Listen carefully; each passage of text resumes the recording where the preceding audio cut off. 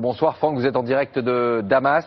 Premier point, ces deux jeunes Français ne sont donc pas des cas isolés. Combien sont-ils et quel est leur profil ? Eh bien, selon une source officielle française, pas moins de 240 ressortissants français sont déjà partis combattre en Syrie depuis le début du conflit. Et ce qui inquiète les autorités, c'est qu'il y en a à peu près le même nombre actuellement sur le départ.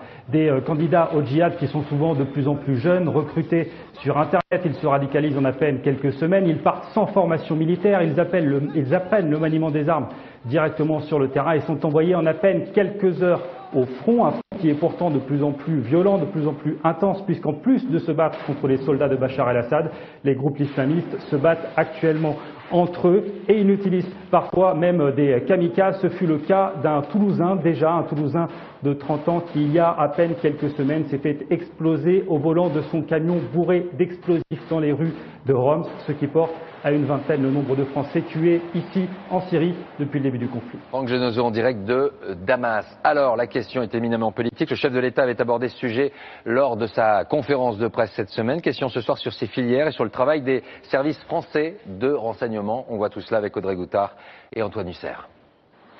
À peine quelques années séparent ces photos et cette vidéo de djihadistes. D'un côté Nicolas, 30 ans, de l'autre Jean-Daniel, 22 ans.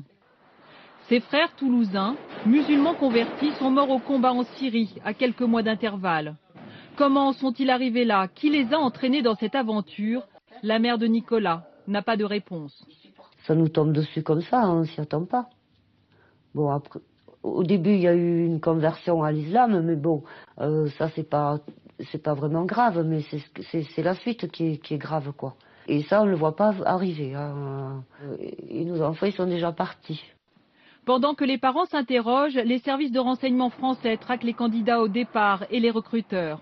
Surveillance des lieux de culte intégristes, comme sur ces images prises par des policiers cachés dans une camionnette. Il est très pote avec les salafis. Ou traque sur Internet, car c'est ainsi que les groupes islamistes recrutent à l'international.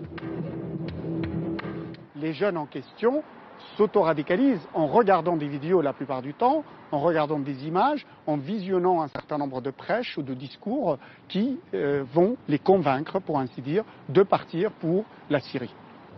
Parfois, les policiers les repèrent quand ils partent. Ils font en général escale en Turquie, puis sont pris en charge par les groupes djihadistes à Damas ou Alep. Certains en reviennent. Selon la police, au moins 80 combattants français seraient déjà rentrés. Une fois en France, ils sont surveillés de très près car les enquêteurs craignent qu'ils ne soient devenus plus radicaux et plus violents encore.